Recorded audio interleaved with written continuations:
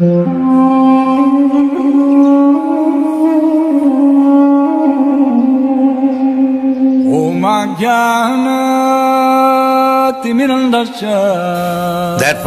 गीता को गीता उपनिषद भी कहते हैं। भगवद गीता को गीता उपनिषद कहते हैं। वैसे भगवद गीता क्या है? भगवद गीता महाभारत का एक चैप्टर है, भीष्म पर्व चैप्टर का नाम है। उसके अंदर ये कुछ श्लोक आते हैं, 700 श्लोक। तो भीष्म पर्व का एक हिस्सा है महाभारत का। लेकिन गीता को गीता उपनिषद भी कहते हैं। अब आपको पता होना चाहिए कि उपनिषद क्या होते हैं। सुना नाम उपनिषद के बारे में? जैसे 18 पुराण होते हैं, 108 उपनिषद होते हैं। उपनिषद होते क्या है? उप से मतलब क्या होता है? उप का मतलब होता है भाग। उप का मतलब भाग ही होता है ना। अब उपनिषद क्या है? 4 जो वेद है ना, अब वेद तो बहुत बड़े हैं। वेदों में इतने लाखों लाखों श्लोक है, कई कई लाख श्लोक है एक वेद में। तो चारों वेदों में कितने होंगे आप? तो अब इतने श्लोक कोई पढ़ नहीं सकता। तो इसलिए क्या किया था अपने वेद व्यास जी ने? वेदों के भाग बना दिए, पार्ट्स। वो पार्ट्स की छोटी छोटी किताबें बन गई। उन किताबों को कहने लगे उपनिषद। मतलब वेदों के जो भाग है, वेदों को डिवाइड कर दिया, डिवाइड करके छोटे छोटे कहते बना दिए, छोटी छोटी किताबें बना दी। वो क्या बन गए? उपनिषद। तो भगवद गीता भी गीता उपनिषद है। और भगवद गीता जो है सारे शास्त्रों का, सारे वेदों का सार है ये। It is the essence of all the scriptures. और ये वैदिक साहित्य का महत्वपूर्ण उपनिषद है। 108 उपनिषदों में अगर कोई सबसे महत्वपूर्ण उपनिषद है, श्रीमद् भगवद गीता उपनिषद, गीता उपनिषद। अब प्रश्न उठता है कि भगवद गीता प्रभुपाद जी ने ये जो लिखी, क्या इससे पहले भगवद गीता की कॉपीज नहीं थी? क्या इससे पहले भगवद गीता के कोई संस्करण नहीं थे? देयर वर सो मैनी, बहुत संस्करण थे भगवद गीता के। लेकिन प्रभुपाद ने देखा कि अमेरिका में सैकड़ों थे। इंडिया की तो बात छोड़ो, अमेरिका में ही सैकड़ों भगवद गीता के संस्करण थे। लेकिन प्रभुपाद जी ने देखा कि जितनी भी भगवद गीता की कॉपीज है, टीकाएं हैं, भगवद गीता की जितने भी संस्करण है, उसमें क्या है? राइटर ने अपना मूड उसमें डाल दिया, अपना भी मूड उसने डाल दिया। जिन जिन राइटर्स ने ये गीता पर टीकाएं की, कमेंट्रीज लिखी, उन्होंने कुछ चेंज कर दिया। जो भगवान कृष्ण ने कहा उस पर कुछ थोड़ी बहुत ही चेंजेस डाल दी अपने मूड के स्टाइल से। तो प्रभुपाद ने कहा कि नहीं, गीता यथारूप होनी चाहिए, एज इट इज। जो भगवान कृष्ण ने कहा, गीता वही होनी चाहिए।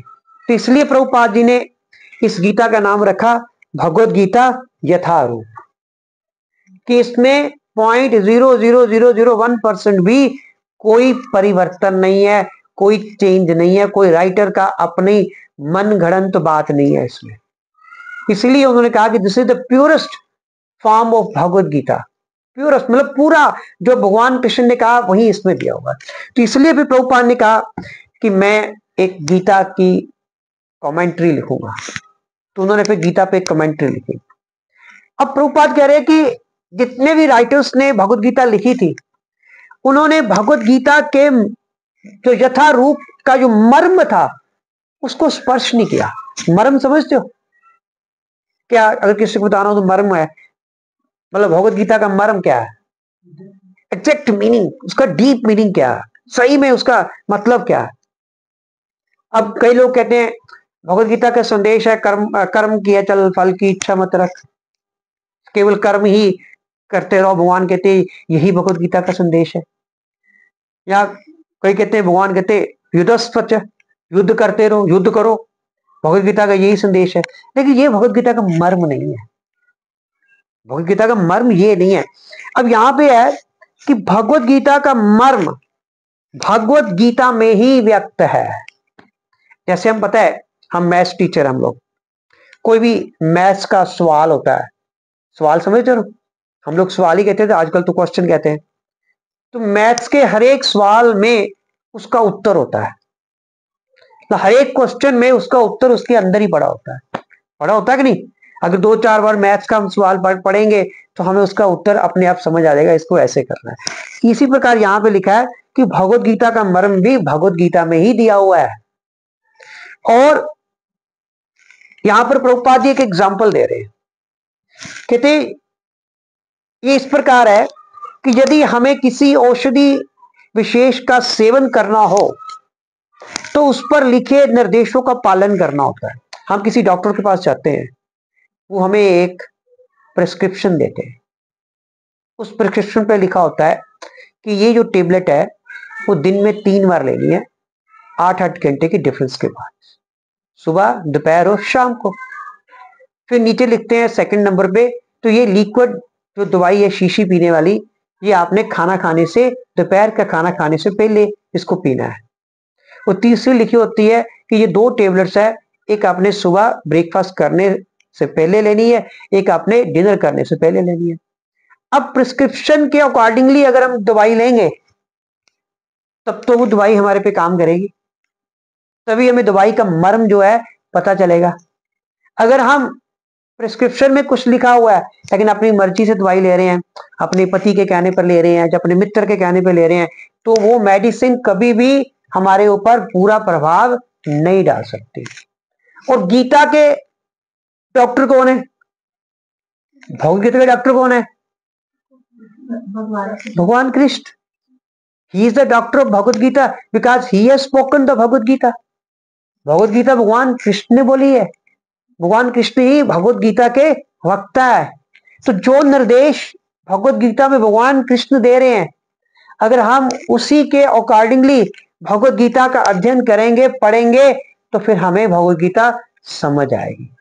वरना वो जैसे वो पर्ची वाली, दवाई वाली पर्ची है, अगर अपनी मर्जी से हम दवाई लेंगे फिर उसका हमारे ऊपर कोई असर नहीं होगा। इसी प्रकार जैसे भगवान कृष्ण कह रहे हैं भगवद गीता को पढ़ना चाहिए, अगर हम उस प्रकार गीता को पढ़ेंगे फिर वो गीता हमारे ऊपर अपना इफेक्ट जो है वो डालेगी, तभी हमारी लाइफ में चेंज होगी, परिवर्तन होगा। तो भगवान कृष्ण कैसे कह रहे हैं? भगवान कृष्ण कह रहे हैं कि मेरी भगवद गीता मेरे भक्तों के पास बैठ के पढ़नी चाहिए, कि मेरी भगवद गीता मेरे भक्तों के मुख से सुननी चाहिए। जब तक आप भगवान कृष्ण की गीता भगवान के भक्तों के मुख से नहीं सुनेंगे तब तक आपको गीता का मर्म जो है वो नहीं पता चलेगा, नहीं समझ आएगा। स्वयं कृष्णा कह रहे हैं। और आप देखिए भगवद गीता के हर एक श्लोक पर जब भगवान कृष्ण बोलते हैं तो वहां लिखा था भगवान उवाच। पता आपको? देखा, अपने देखी गीता कभी? पढ़ी ना आपने, देखी होगी। तो भगवान उवाच लिखा होता है। क्यों क्यों भगवान उवाच लिखा है? क्योंकि भगवान जो कृष्ण है कोई आम व्यक्ति नहीं है, या हम कहें कि कोई महान व्यक्ति है, या कोई राजा है, या कोई बहुत ही शक्तिशाली देवता है। No, Krishna is the supreme personality of Godhead. Krishna स्वयं भगवान है, इसीलिए वहां पे भगवान शब्द आ रहा है कृष्ण भगवान के लिए। यहां तक कि इवन शंकराचार्य भी कृष्ण को भगवान कह रहे हैं। शंकराचार्य कौन थे? शिव जी के अवतार, स्वयं शिव थे, तो उन्होंने भी भगवान कृष्ण को भगवान कहा है। रामानुजाचार्य, इवन माधवाचार्य, इवन चैतन्य महाप्रभु, ये सब कृष्ण को भगवान कह रहे हैं। इवन स्वयं भगवत गीता में भगवान कृष्ण भी अपने आप को भगवान कह रहे हैं। किसी ने प्रश्न किया कि भी कृष्ण अपने आप को भगवान कह रहे हैं, हम कैसे मान ले? भी अपने आप को तो कोई भी भगवान कह देगा। तो उसका बड़ा सिंपल सा उत्तर है, अगर मैं स्कूल में लेक्चरर लगाऊं तो मैं लेक्चरर ही कहूंगा अपने आप को, मैं चपड़ासी थोड़ा कहूंगा मैं चपड़ासी भी। मैं स्कूल का प्रिंसिपल कहेगा। तो भगवान कृष्ण कह रहे हैं कि आई एम द सुप्रीम है वो भाई। अब वो अपने आप को थोड़ा ये कहे कि मैं चपड़ासी हूं। तो भगवान कृष्ण स्वयं कह रहे हैं कि मैं भगवान हूं। गीता में भगवान कृष्ण बता रहे हैं। इवन यहां तक कि आपने सुना है ग्रंथ है ब्रह्म संहिता। कौन सा ग्रंथ है? ब्रह्म संहिता, ब्रह्मा जी ने लिखा।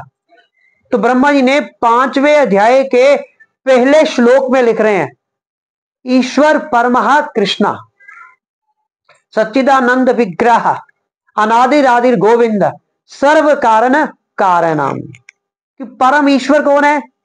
कृष्ण। ईश्वर परमः कृष्णा कब कह दिया उन्होंने? अभी तो द्वापर युग नहीं आया, अभी तो भगवान कृष्ण ने जन्म नहीं लिया, ये तो भगवान कृष्ण प्रकट रूप में द्वापर युग में, भगवान तो हमेशा से ही प्रेजेंट है। तो ब्रह्मा जी ने कह दिया था कि अगर कोई परम ईश्वर है वो कौन है? कृष्ण है। इवन अगर आप श्रीमद् भागवतम देखें, श्रीमद् भागवतम में बताया गया है, एते चा अंश कला पुंसा, एते चा अंश कला पुंसा कृष्णस्तु भगवान स्वयं। अब देखो श्रीमद् भागवतम में वेद व्यास जी बता रहे हैं कि एते चा अंश कला पुंसा, कला का मतलब होता है और अंश का मतलब क्या होता है?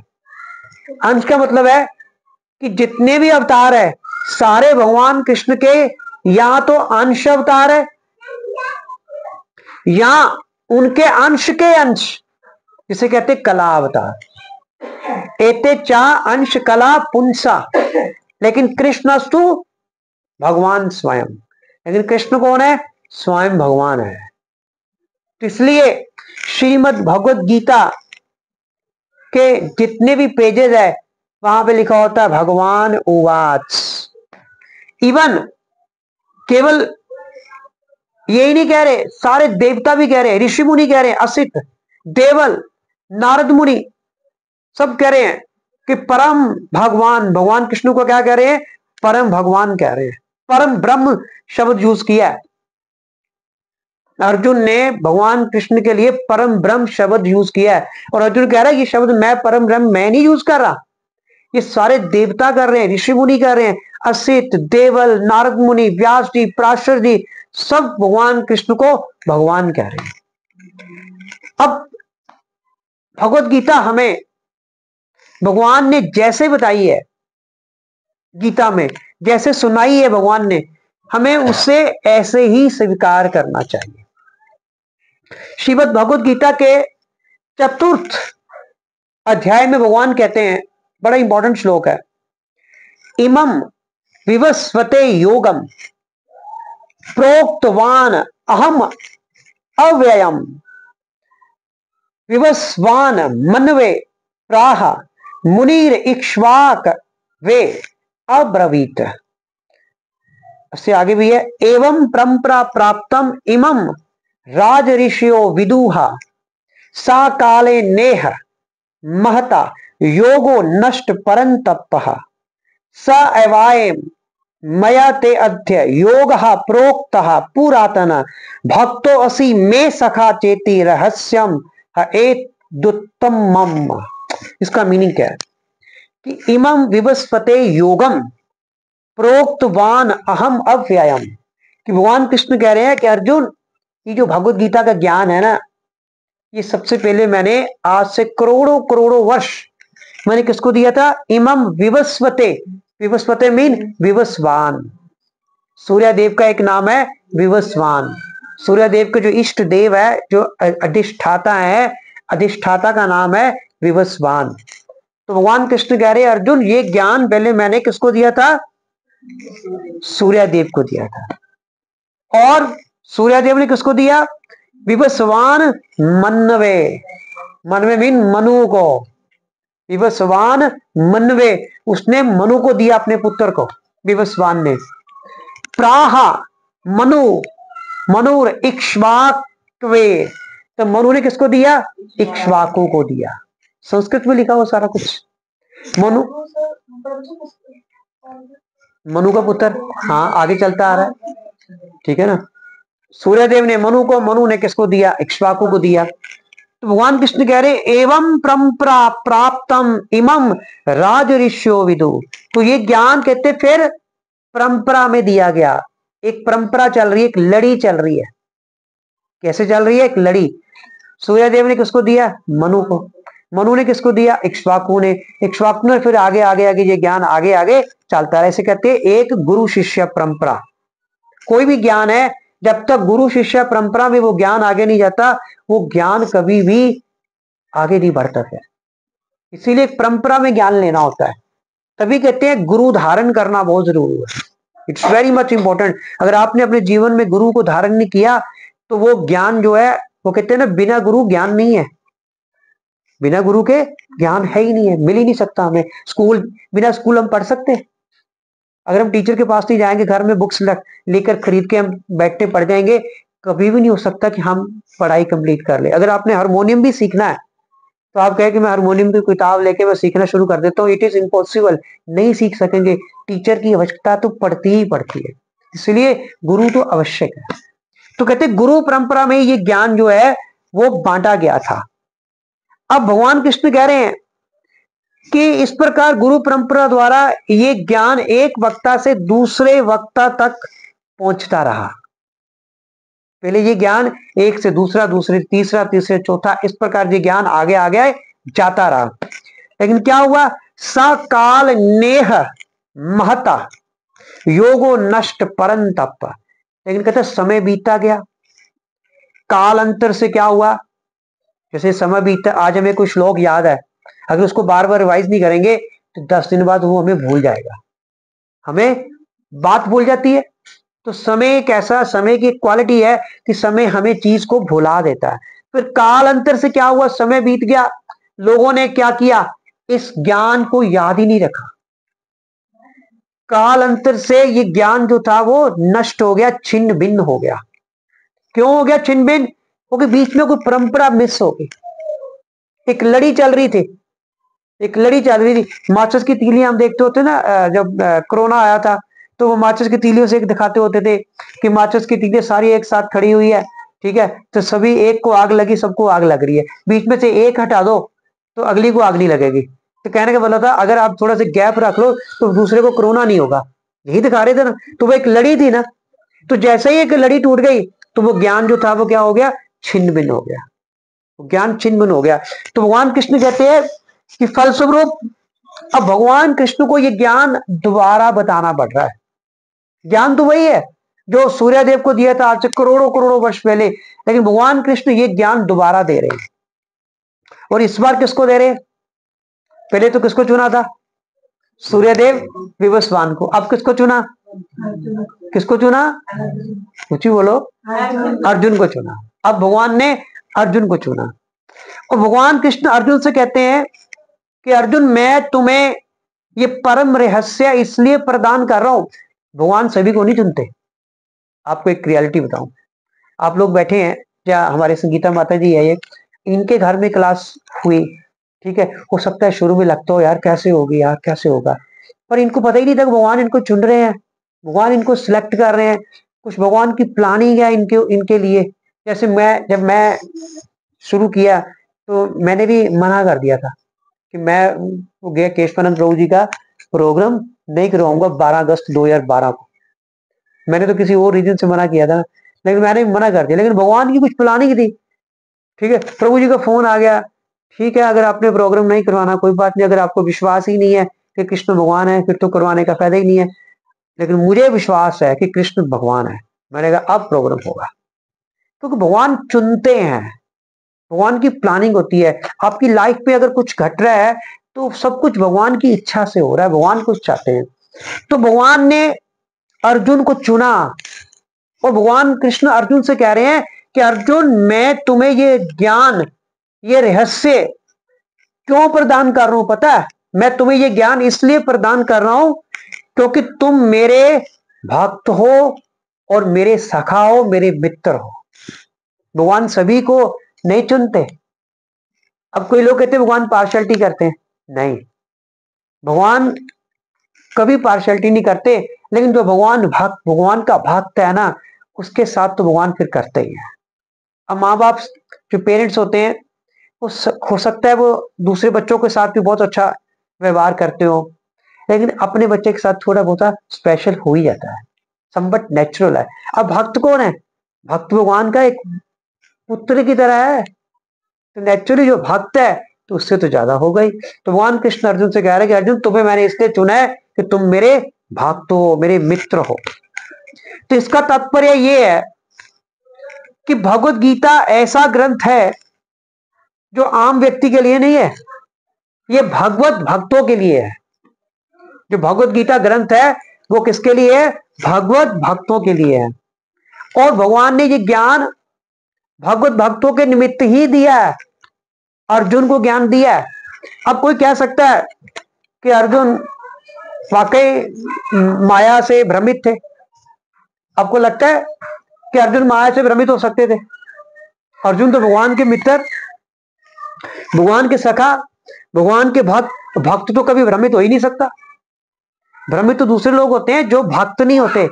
लेकिन अर्जुन ने भगवान की इस लीला में उन्होंने सहयोग किया, अपना योगदान दिया, पार्टिसिपेट किया।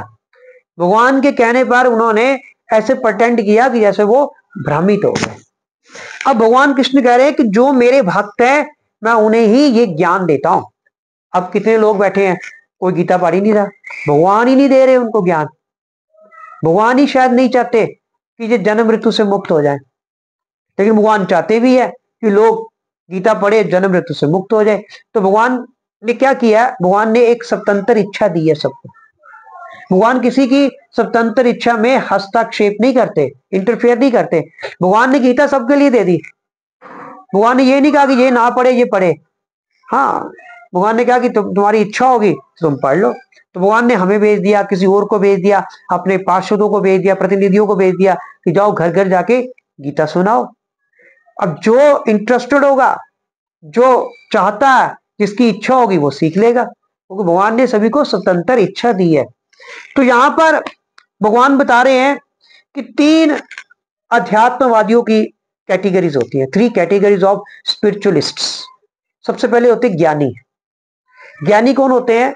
जो निराकार ब्रह्म के प्रति आसक्त होते हैं। वो किसके प्रति आसक्त होते हैं? निराकार ब्रह्म। वो कहते हैं भगवान का सिर्फ निराकार रूप है। दूसरे होते हैं योगी। योगी जो होते हैं, अब भगवान के तीन पहलू है। भगवान के 3 पहलू है। एक है निराकार ब्रह्म, दूसरा है परमात्मा। योगी जो होते हैं वो परमात्मा रूप की ओर, भगवान के परमात्मा जो पहलू है, भगवान का जो परमात्मा रूपी पहलू है उसके प्रति आसक्त होते हैं। योगी अपनी आंखें बंद करके अपने हृदय में परमात्मा का ध्यान करते हैं, क्योंकि परमात्मा रूप में भगवान हमारे हृदय में बैठे हुए हैं ना। ईश्वर सर्वभूतानां हृदयेषु अर्जुन तिष्ठति, कि भगवान जो है कृष्ण हमारे हृदय में बैठे हुए हैं।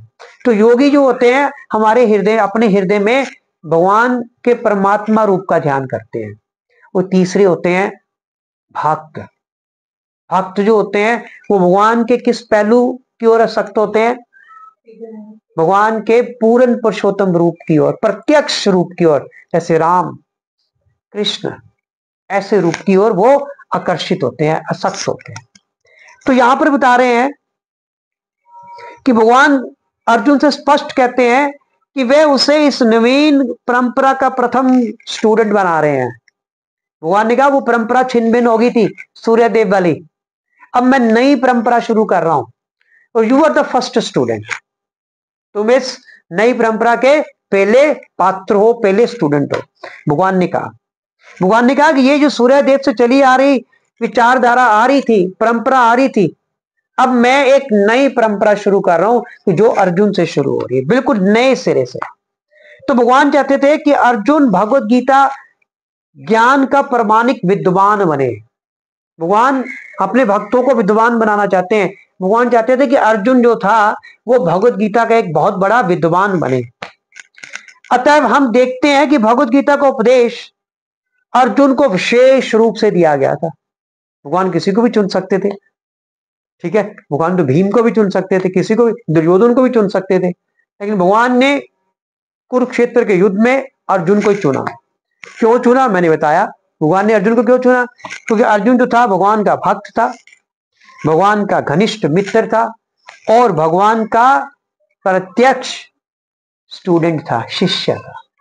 अर्जुन ने भगवान का शिष्यत्व जो था वो स्वीकार किया था। उसने कहा भगवान मैं अब आपका शिष्य, आप मेरे गुरु। अब देखो, अगर अर्जुन भी भगवान कृष्ण को अपना गुरु स्वीकार कर रहा है, बिना गुरु के हम कभी भी कोई नॉलेज जो है वो ग्रहण नहीं कर सकते।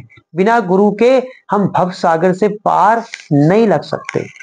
अतः जिस व्यक्ति में अर्जुन जैसे गुण हो जाते हैं या आ जाते हैं, जिस व्यक्ति में अर्जुन जैसे गुण पाए जाते हैं, वह भगवत गीता को सबसे अच्छी तरह समझ सकता है। अब अर्जुन में क्या गुण थे? एक तो बहुत गंभीर था, ही वॉज वेरी सिंसियर, बहुत सिंसियर था, and he was completely focused, एकनिष्ठ होकर। अर्जुन में कुछ ऐसी क्वालिटीज थी, एकनिष्ठ। हमारा ध्यान तो कई तरफ बटा होता है, हम यहां बैठे हैं, ध्यान कहीं चल रहा है, कहीं उधर कभी इधर, लेकिन अर्जुन एकनिष्ठ होकर चल रहा था। तो भगवान ने इसीलिए अर्जुन जैसे गुण जब हमारे में आएंगे, तब जाकर हम भी भगवत गीता के मर्म को समझ सकते हैं। अब इसका मतलब क्या है? कहने का तात्पर्य है कि भक्त को भगवान से प्रत्यक्ष रूप से संबंधित होना चाहिए। अब कहते जब तक हमारा भगवान के साथ संबंध नहीं बनेगा, तब तक हम भगवान को समझ ही नहीं सकते। जिससे हमारा संबंध कायम हो जाता है, फिर हम उसको समझ लेते हैं। अब भगवान से संबंध कैसे कायम हो सकता है? भगवान से रिलेशन बनाना है, भगवान से रिलेशन हम भगवान का भक्त बन के बना सकते हैं। जैसे पुत्र हमारे साथ रिलेशन कैसे बनाता है? हमारा पुत्र बन के, हमारी कोख से पैदा होकर। इसी प्रकार हम भी भगवान से संबंध बना सकते हैं, भगवान के भक्त बनकर।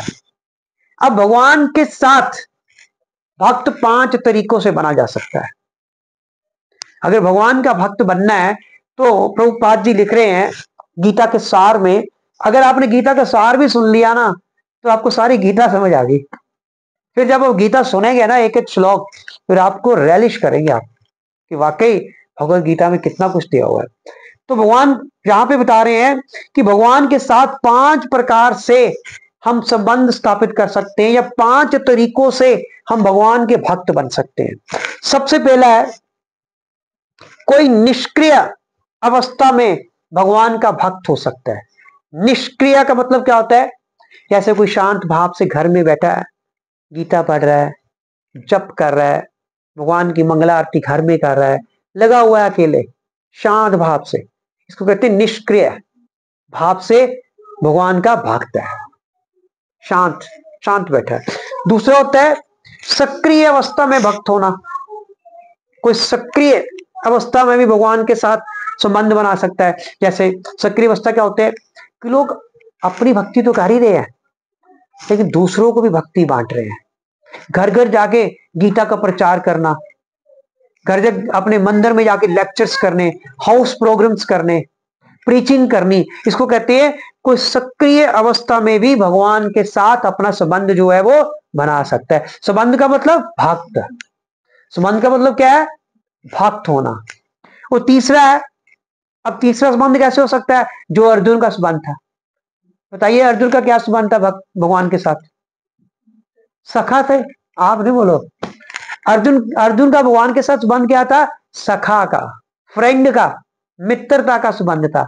अगर हम भगवान को मित्र बना ले अपना, तो भी हम भगवान के भक्त बन जाएंगे। और फोर्थ है, कोई माता या पिता के रूप में भी भगवान का भक्त हो सकता है। यशोदा मैया, चाहे वो भगवान कृष्ण की माता थी, लेकिन भगवान की भक्त थी, उन्होंने बहुत सेवा की भगवान की। इवन उनके पिता नंद बाबा, इवन वसुदेव, ये सब भगवान के माता पिता तो थे, लेकिन ये कौन थे? एक्चुअल में भगवान के भक्त थे। पिछले जन्मों में इन्होंने कई कई वर्षों तक तपस्या की थी इन्होंने। और लास्ट में कोई दंपति प्रेमी के रूप में भक्त हो सकता है। दंपति का मतलब जैसे राधा रानी, या हम कहे अपनी रुक्मिणी देवी, ठीक है कि नहीं, सत्यभामा। और प्रेमी के मतलब राधिका। कोई दंपति और प्रेमी के रूप में भी भगवान का भक्त। गोपियां, गोपियां भी इसी कैटेगरी में आती, जितनी भी गोपियां थी वो सारी इसी कैटेगरी में आती थी।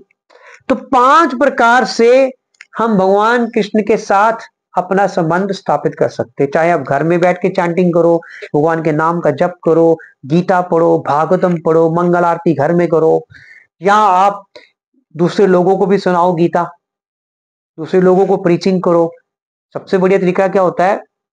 Each one preach one at least. हर एक व्यक्ति को, कम से कम एक व्यक्ति को प्रीच जरूर करना चाहिए। इससे क्या होता है? हमारी भक्ति भी बढ़ती है और भगवान कृष्ण भी प्रसन्न होते हैं। भगवान कृष्ण गीता के 18वें अध्याय के 69वें श्लोक में भगवान कृष्ण कह रहे हैं कि हे अर्जुन, जो मेरा ये संवाद है, जो मेरी जो भगवत गीता है, जो दूसरों को सुनाता है, भगवान कहते हैं उससे अधिक प्रिय ना मुझे कोई था, ना कोई है, ना कभी कोई होगा। अगर हम भगवान के प्रिय बनना चाहते हैं, अगर हम भगवान की गुड बुक्स में आना चाहते हैं, तो हमें क्या करना होगा? ये भगवत गीता सबको सुनानी होगी। भगवान का आदेश है कि मेरी अगर भगवत गीता आप सुनाएंगे तो आप मेरे प्रिय बन जाएंगे। इसीलिए तो डॉक्टर केशवानंद प्रभु जी के दिशा निर्देश के अनुसार हरे कृष्णा मंदिर ग्लोबल एनक्लेव की तरफ से हम लोगों ने कपूरथला में घर घर गीता ज्ञान अभियान जो है शुरू किया कि अगर भगवान के प्रिय बनना है तो आपको भगवान की गीता दूसरों को सुनानी पड़ेगी। अब भगवान देख रहे हैं ऊपर से, भगवान बहुत खुश हैं कि मेरे ज्ञान, मेरी गीता लोगों को सुनाई जा रही है। यही हमारे जीवन का मकसद होना चाहिए। हरे कृष्णा, शिला प्रभुपाद की जय। तो बाकी अगली बार फिर करेंगे।